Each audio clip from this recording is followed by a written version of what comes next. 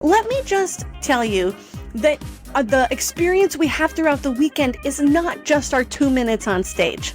Hi there, and welcome back to Dance Colleges and Careers. I'm your host, Brittany Altmeyer, and today we're talking about dance competition etiquette. Now, before you skip ahead, because this does not sound like the coolest of episodes, let me just tell you that the experience we have throughout the weekend is not just our 2 minutes on stage. A lot of it depends on those awards. A lot of it depends on what we're doing throughout the rest of the day, right? So if you can, or even after awards, do you ever get really moody and you're unable to control your emotions or you get upset? Are things going on during the awards, after the awards, that can help you be better as a dancer, better as a teammate, and thrive more in your future? First off, let's just talk about proper etiquette on stage. The stage should be treated the same as your dance studio. So think about the rules in your dance studio and now elevate it one more level, because not only are you on stage there for the awards, respecting the space like you respect your dance studio, now you have your studio colors on your back. So how do you want to be remembered? Do you want to be remembered as the disrespectful studio who was sloppy, kind of a mess? Or do you want to be known as the pros, respectful? So these are the manners you need to know. All right. First off, what are you wearing to awards? You should be wearing something, like I said, that you could wear into the dance studio. Your sloppiest sweats, I don't recommend. They're comfortable. They're awesome to own. You can wear them all the time, but on the stage at awards is inappropriate. It is your chance to represent your studio the best you can. And if you're coming out looking like a slob, then that will be reflected in your scoring, I promise, because it shows that you just don't have the amount of respect for the stage, for the studio, that other studios do. I'm sorry. Remember, this is just my opinion, but it's from what I see, and just like the best advice I can give you so that you can get ahead. So leave the sweats for in between dances. We used to always have to wear a costume on stage, and I do love that. I love the costume in conjunction with your school uniform, with your studio uniform. Because if you're getting overalls, if you're stepping up onto the stage and they keep saying the same song title over and over again, but you're just wearing your uniform, they can't really associate who you are with that song. And this is for the whole audience. But if you're wearing your costume and people are like, oh yeah, they did Blackbird, that number was really good, I remember it now, because they're associating you with the costume, with the song, with everything, rather than just being like, I don't know, it was Blackbird, I don't know, I've heard that song a lot, but I don't know which one it was. Okay, so that's why maybe it's not required at your studio, but that's why if I were you, I would do it, because I want to be remembered for what I do. I want people to go, oh yeah, that one was really good. And then when you walk off, they can say, hey, good job, that was awesome, rather than like the generic, good job, congratulations, because they don't have a clue who you are, but it's for the recognizability factor, right? You want that as well as you're scoring and getting up on that pedestal. You want to be remembered. Okay, next up, shoes. What type of shoes are you wearing in the dance studio? Are you wearing street shoes with mud all over them? Are you wearing dance shoes that are barefoot? Okay, I'm sure you all have your different rules at your schools, but you know that in 10 minutes after these awards end, or 30 minutes, you're going to be back on this stage dancing, or else other people are going to be on this stage dancing. So why would you ever wear your street shoes up there? Call me crazy, but I find that to be extremely rude.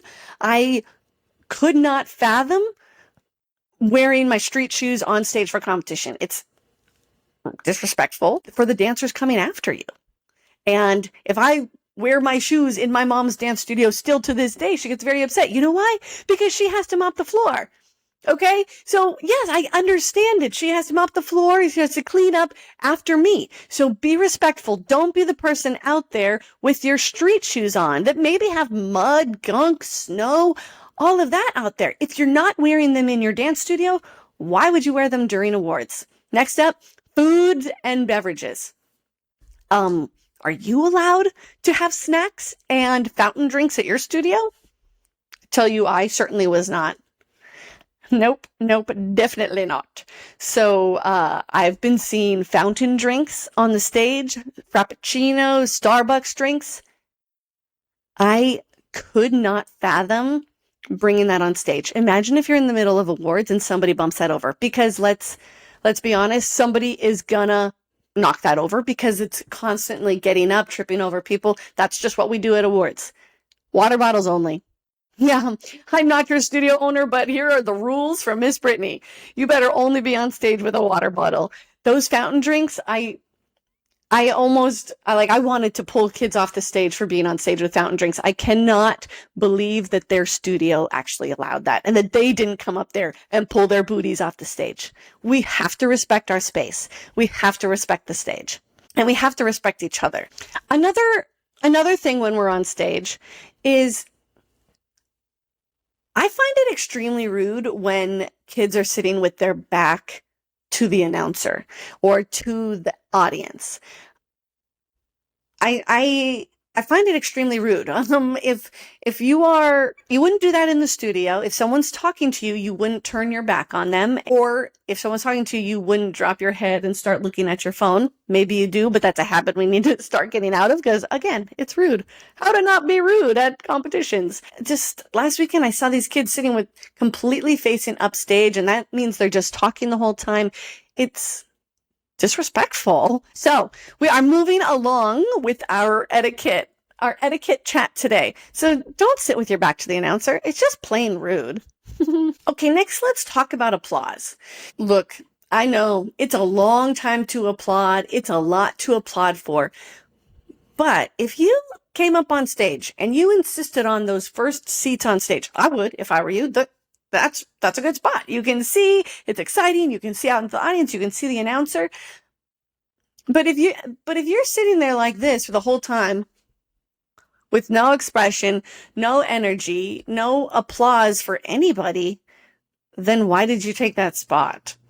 Honestly, you're not engaged. Even I see people sitting there like that who don't even clap for their own studios.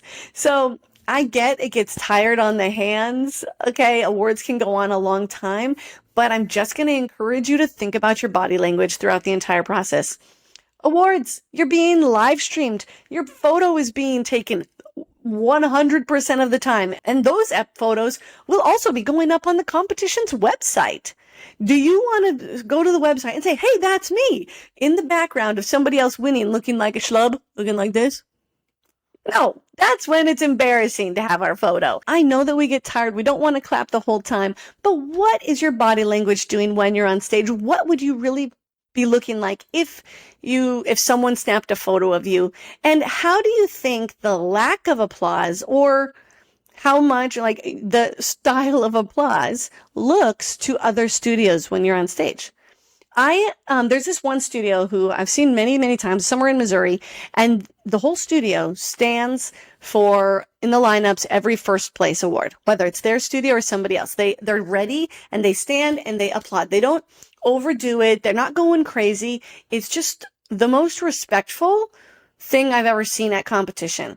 And I almost wish we could like encourage everybody to do it, but I don't want to steal their thing. But that is straight up class. That is class that the teacher taught them. And the other thing it does is it keeps the kids engaged during awards rather than just sitting and waiting and then not ever doing anything, not ever having an activity to do. Because, you might not even be getting any awards during this ceremony, but you're there to support or you're there with your siblings. But when they stand for every lineup, which there's a lot of lineups, so there's a lot of standing, it gets them up and down. It keeps that blood pumping and it keeps them engaged. So that's the most beautiful thing I've seen. And it's genuine and trained and respectful and just all around class. The other thing that's important to know is your behavior does matter. So yes, the judges score what's on the stage and this 2.5 minutes, but there are often a lot of extra awards that the backstage people might choose. The people watching might choose. The owners might choose. And it's different with every competition. These might be extra scholarships that they hand out. It might have to do with personality, behavior. There might be some instances where it's like a specific scholarship where they have to have potential, but they also have to be mature enough to handle whatever the award is, because I don't want to give a scholarship to a child who comes off stage sobbing or crying or is, let's just say, straight up naughty. Like, that's where I'm talking about etiquette backstage and etiquette during awards, because your performance on stage is not the end all be all. And that's the truth in the real world too. So as I'm talking to you parents, think about your job at work. Wouldn't you rather work with people who are enjoyable to be around than just like the straight up best person, but is nasty and horrible to everybody? I got to say, in dance, I don't care how amazing you are if you are the worst human being to be around. I don't care.